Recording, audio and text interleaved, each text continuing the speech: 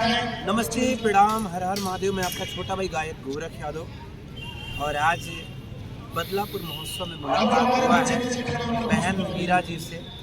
मीरा अवधी गीत बहन का चैनल है, आप लोग जाइए चैनल पे, ढेर सारा आशीर्वाद दुलार दीजिए और इनके चैनल को सब्सक्राइब कीजिए।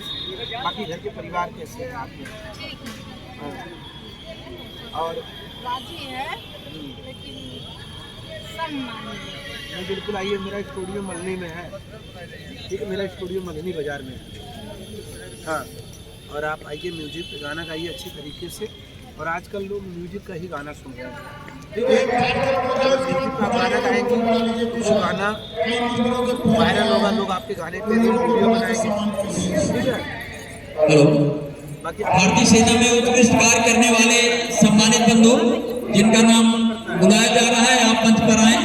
संजय नायर बहू, श्री राम प्रकाश मौर्य सिरगिना, श्री हनुमंता सिंह आहोपुर, श्री ज्ञान प्रकाश दुबे लच्छीपट्टी, श्री मोहन यादव शाहपुर शानी, श्री राकेश सिंह मुरादपुर कुटला, श्री मनोज सिंह हरकपुर, श्री हरिहर सिंह आनापुर, श्री अनिल सिंह बिजोड़, श्री माता फेरनी सिंह मीरापुर के।